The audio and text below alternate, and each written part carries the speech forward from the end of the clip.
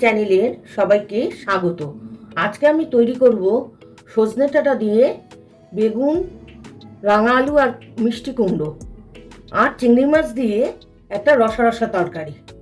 তাহলে আমরা এই মশলাটা করে, এখানে আছে পোস্ত আর সাদা সর্ষে আর একটা লঙ্কা দেবো বাটা।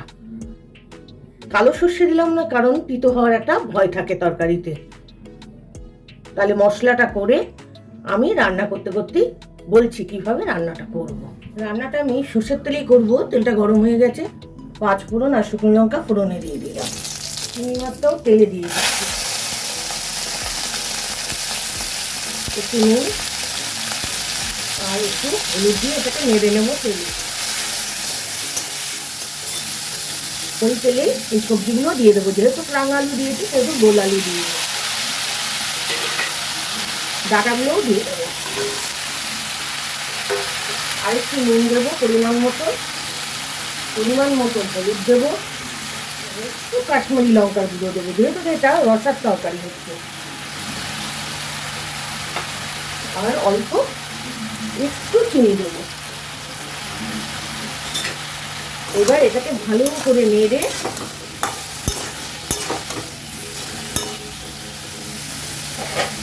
ঢেকে দেবো, সিমে রেখে দেবো। সিমে রান্নাটা হবে।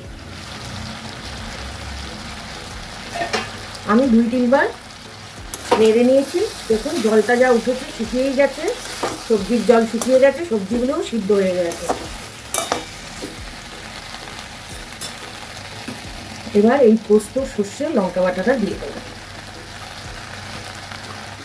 পাত্রটা ধুয়ে পরিমাণ মতন একটু জল দিয়ে দিচ্ছি।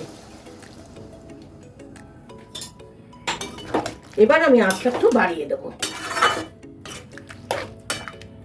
এটা একটু গামাখা হবে ফুটে।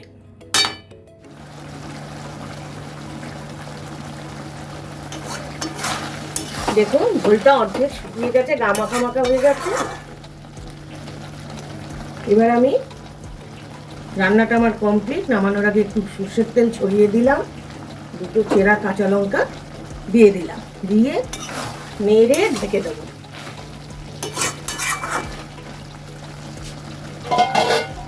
আমার চিংড়ি মাছ দিয়ে সজনে ডাঁটার রসা রেডি।